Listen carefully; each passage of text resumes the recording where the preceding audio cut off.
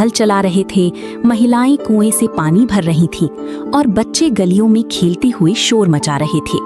सब कुछ बिल्कुल सामान्य लग रहा था, लेकिन किसी को नहीं पता था कि जल्द ही गांव में एक ऐसी घटना होने वाली है जिसकी चर्चा हर घर में होने लगेगी। उसी गांव में सोनू नाम का एक आदमी अपने छोटे से घर में रहता था। गांव के बाजार में उसका एक मशहूर ठेला था जिस पर बड़े बड़े अक्षरों में लिखा था सोनू का मंचूरियन। हर दिन उसके ठेले के सामने लोगों की लंबी लाइन लगी रहती थी। उसके मंचूरियन का स्वाद इतना मशहूर था कि लोग अपना कामकाज छोड़कर भी वहां पहुंच जाते थे। कुछ लोग तो दूर दूर के गांवों से सिर्फ उसका मंचूरियन खाने आते थे।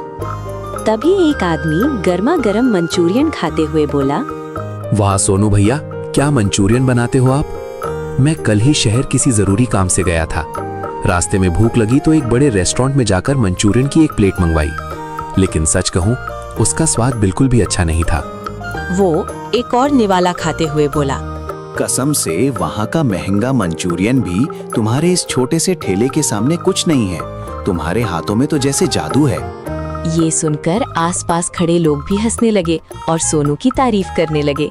एक आदमी बोला, बिल्कुल सही कहा, सोनू के मंचूरियन का स्वाद पूरे इलाके में सबसे अलग है। सोनू मुस्कुराते हुए बोला, भाईजान, ये सब ऊपर वाले की मेहरबानी है, वरना मैं तो मंचूरियन बिल्कुल वैसे ही बनाता हूँ जैसे शहर वाले बनाते हैं। फर्क बस इतना है कि मैं हमेशा शुद्ध और ताजे सामान का ही इस्तेमाल करता हूँ। ये सुनकर वो आदमी बोला, बस यही बात तुम्हें सबसे अलग बनाती है सोनू भैया।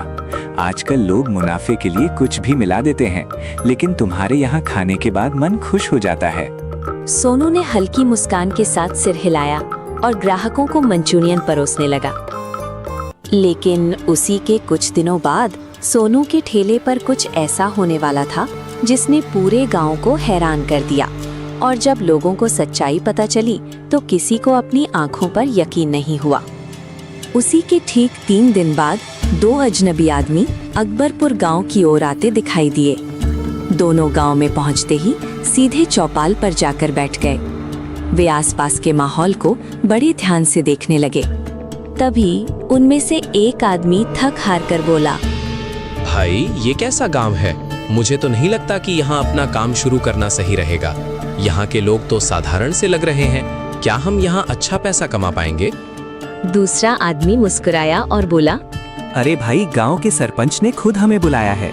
जब उन्होंने कहा है कि यहाँ काम करने में फायदा है तो जरूर कोई बड़ी बात होगी। आखिर इसमें उनका भी फायदा है और हमारा भी।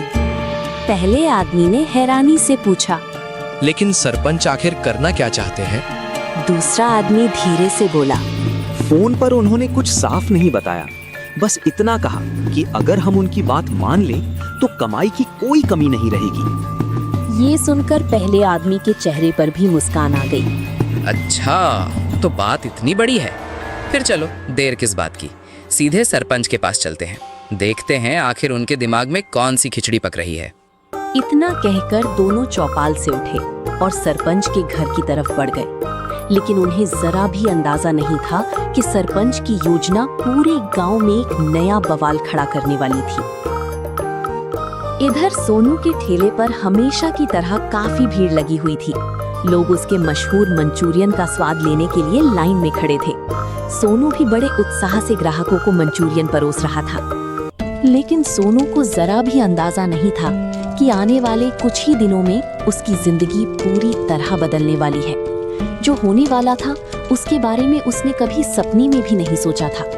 और जब उसे उस बात की सच्चाई पता चलेगी तो वो कुछ पल के लिए यकीन ही नहीं कर पाएगा कि उसके साथ ऐसा भी हो सकता है।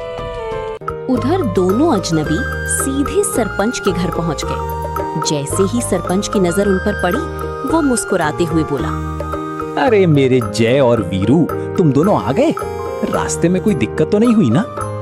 ये सुनकर दोनों ने एक दूसरे की तरफ देखा।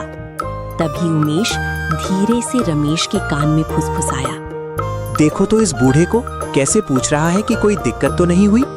रमेश भी धीमी आवाज में बोला, मन तो कर रहा है कि इसे चौपाल पर उल्टा लटकाकर बहुत मार मारूं, लेकिन अभी काम की बात ज्यादा जरूरी है। दोनों की फुसफुसाहट सुनकर सरपंच को थोड़ा शक हुआ। वो बोला, अरे भाई, तुम दोनों क्या खुसुर फुसुर कर रहे हो? तभी उमेश तुरंत मुस्कुराते हुए बोला। कुछ नहीं मुखिया जी, हम तो आपकी ही तारीफ कर रहे थे। सरपंच हंसते हुए बोला। अच्छा, मुझे लगा मेरी बुराई हो रही है। अरे नहीं नहीं मुखिया जी, आपकी बुराई करने की हिम्मत किसकी है? रमेश ने बात संभालते हुए कहा। इसके बाद रमेश थोड़ा गंभीर होकर बोला। वैसे मुखिया जी, एक बात समझ में नहीं आती। आप इतने सालों से इस गांव के सरपंच हैं, फिर भी गांव का विकास उतना नहीं हुआ जितना होना चाहिए था। ये सुनकर सरपंच मुस्कुराया और बोला। अरे चुप बुद्धू, अगर इस गांव का सच में विकास हो जाएगा तो मुझे क्या मिलेगा? नेता वही समझदार होता है जो अपना फायदा पहले देखे। ये सुनकर उमेश और रमेश एक दूसरे की तरफ देखने लगे। सरपंच फिर धीमी आवाज में बोला। खैर, तुम दोनों अपने काम की बात सुनो। इस पूरे गांव में एक भी ढंग का ढाबा नहीं है, बस एक फटीचर सा ठेला वाला है जिसका नाम सोनू है। और सबसे बड़ी परेशानी ये है कि गांव वाले उसके मंचूरियन के इतने दीवाने हैं कि कोई दूसरा कारोबार यहाँ टिक ही नहीं सकता। रमेश हैरानी से बोला। तो फिर हमें क्या करना होगा? सरपंच के चेहरे पर चालाक मुस्कान आ गई। सबसे पहले उस सोनू के ठेले का खेल खत्म करना होगा। जब तक गांव वालों का भरोसा उस पर बना रहेगा, तब तक हमारा कोई प्लान सफल नहीं होगा। उमेश ने उत्सुकता से पूछा। लेकिन ऐसा कैसे होगा? सरपंच ने चारों तरफ नजर दौड़ाई और धीमी आवाज में बोला। मेरे पास एक ऐसा उपाय है जिसे सुनकर तुम दोनों भी दंग रह जाओगे। अगर हमने उसे सही तरीके से अंजाम दे दिया तो कुछ ही दिनों में पूरा गांव सोनू के खिलाफ हो जाएगा। ये सुनते ही उमेश और रमेश की आंखें चमक उठी। सुनो, कल से तुम दोनों भी गांव में एक मंचूरियन का ठेला लगाओ और ठेले पर बड़ा सा पोस्टर लगवा देना। आज सभी के लिए मंचूरियन बिल्कुल मुफ्त। ये सुनते ही उमेश हैरान होकर बोला। लेकिन मुखिया जी, हम उन लोगों को मुफ्त में मंचूरियन क्यों खिलाएं? इससे तो हमारा ही नुकसान होगा। सरपंच जोर से हंस पड़ा। अरे मेरे गधे के बच्चों, यही तो असली चाल है। सरपंच धीरे से मुस्कुराया और बोला। सुनो, पहले कुछ दिनों तक गांव वालों को मुफ्त में मंचूरियन खिलाना। जब उन्हें मुफ्त की आदत पड़ जाएगी तो वे रोज तुम्हारे ठेले पर आने लगेंगे। उमेश और रमेश ध्यान से उसकी बात सुनने लगे। सरपंच आगे बोला। और जैसे जैसे तुम्हारे ठेले पर भीड़ बढ़ेगी, वैसे वैसे सोनू के ठेले पर ग्राहक कम होते जाएंगे। फिर वही होगा जो मैं चाहता हूँ। कुछ ही दिनों में सोनू अपना ठेला लगाना बंद कर देगा और मजबूर होकर गांव छोड़कर शहर चला जाएगा। उसके बाद मुफ्त वाला खेल खत्म, फिर मंचूरियन का दाम 200 रुपए प्रति प्लेट कर देना। ये सुनते ही दोनों की आंखें चमक उठी, लेकिन उन्हें जरा भी अंदाजा नहीं था कि उनकी यही चाल आगे चलकर उनके लिए सबसे बड़ी मुसीबत बनने वाली थी। ठीक अगले ही दिन सुबह सुबह उमेश और रमेश ने सोनू के ठेले के बिल्कुल बगल में अपना नया मंचूरियन का ठेला लगा लिया। उन्होंने ठेले पर एक बड़ा सा पोस्टर टांग दिया जिस पर लिखा था, आज सभी के लिए मंचूरियन बिल्कुल मुफ्त। धीरे धीरे गांव वालों की भीड़ वहां जमा होने लगी। उधर सोनू भी रोज की तरह अपने ठेले पर खड़ा होकर आवाज लगाने लगा। आ जाइए, गर्मा गर्म और स्वादिष्ट मंचूरियन तैयार है। एक बार खाओगे तो बार बार आओगे। लेकिन आज कुछ अजीब हो रहा था। जो लोग रोज सबसे पहले सोनू के ठेले पर आते थे, वे भी उमेश और रमेश के ठेले की तरफ जा रहे थे। ये देखकर सोनू हैरान रह गया। तभी एक गांव वाला बोला। सोनू भैया, बुरा मत मानना, लेकिन उधर आज मुफ्त में मंचूरियन मिल रहा है। पहले वहीं खाकर आते हैं। इतना कहकर वो भी भीड़ में शामिल हो गया। कुछ ही देर में उमेश और रमेश के ठेले पर लंबी लाइन लग गई, जबकि सोनू के ठेले के सामने गिने चुने लोग ही बचे थे। सोनू दूर खड़ा ये सब देख रहा था। उसके चेहरे पर चिंता साफ दिखाई दे रही थी। उसे पहली बार एहसास हुआ कि गांव में उसका मुकाबला करने वाला कोई आ गया है, लेकिन उसे नहीं पता था कि ये सिर्फ शुरुआत थी। धीरे धीरे दिन ढलने लगा। उमेश और रमेश के ठेले पर इतनी भीड़ उमड़ी कि उनका सारा मंचूरियन कुछ ही घंटों में खत्म हो गया। दूसरी तरफ सोनू के ठेले पर मुश्किल से कुछ ही ग्राहक आए थे। शाम तक सोनू का ज्यादातर सामान वैसे का वैसा ही बचा हुआ था। ये देखकर उमेश और रमेश मुस्कुराते हुए उसके पास पहुंचे। उमेश ने ताना मारते हुए कहा, अरे सोनू भाई, क्या बात है? आज तो तुम्हारा सारा सामान वैसे का वैसा ही बचा हुआ है। हमने तो सुना था कि पूरे गांव में सिर्फ तुम्हारे मंचूरियन की चर्चा होती है, लेकिन आज तो हाल कुछ और ही दिखाई दे रहा है। दोनों जोर जोर से हंसने लगे, लेकिन सोनू शांत खड़ा रहा।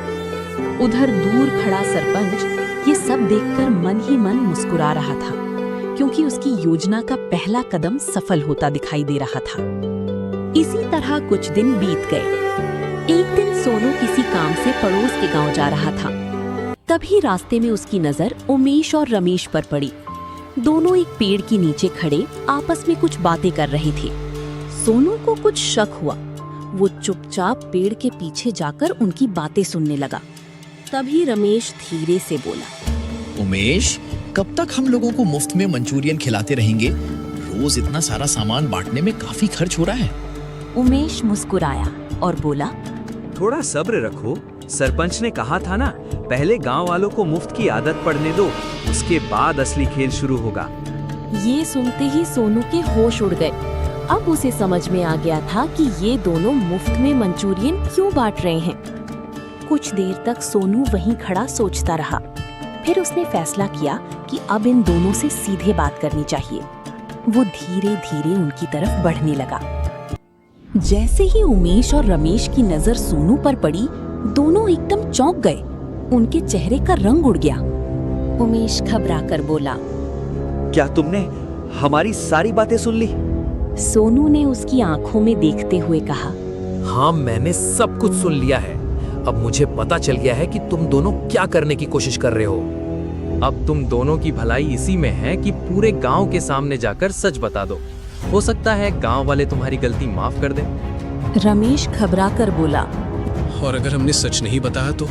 सोनू ने गंभीर होकर कहा, तो फिर जब सच्चाई सबके सामने आएगी, तुम्हारा भरोसा हमेशा के लिए टूट जाएगा। उसके बाद गांव वाले क्या फैसला करेंगे, ये उनके ऊपर होगा। उमेश और रमेश एक दूसरे का मुंह देखने लगे। कुछ देर तक वहाँ सन्नाटा छाया रहा। फिर उमेश बोला, लेकिन अगर हमने सरपंच का नाम लिया तो वो हमें नहीं छोड़ेगा। गलती छिपाने से और बड़ी हो जाती है। अभी भी समय है, सच बोल दो। उसके बाद उमेश और रमेश ने पूरे गांव के सामने खड़े होकर अपनी सारी सच्चाई बता दी। उन्होंने सरपंच की योजना, मुफ्त मंचूरियन की चाल और सोनू का धंधा बंद करवाने की पूरी बात गांव वालों को बता दी। ये सुनते ही गांव में सन्नाटा छा गया। तभी गांव की सबसे बुजुर्ग काका जी आगे आए और बोले, तुम दोनों की गलती माफ करने लायक तो नहीं है। तुमने लालच में आकर एक मेहनती इंसान का नुकसान करने की कोशिश की है। उमेश और रमेश सिर झुकाकर खड़े रहे। कुछ पल बाद काका जी बोले, लेकिन तुमने अपनी गलती मान ली और पूरे गांव के सामने सच बता दिया, इसलिए आज तुम्हें माफ किया जाता है। लेकिन आज के बाद इस गांव में दिखाई मत देना। ये सुनकर उमेश और रमेश ने गांव वालों से माफी मांगी और वहां से चले गए। तभी काका जी ने सोनू की तरफ देखा और बोले, आज से इस गांव का नया मुखिया सोनू होगा। ये सुनते ही पूरा गांव तालियों और खुशियों से गूंज उठा। सोनू की आंखें नम हो गईं। उसने हाथ जोड़कर गांव वालों का धन्यवाद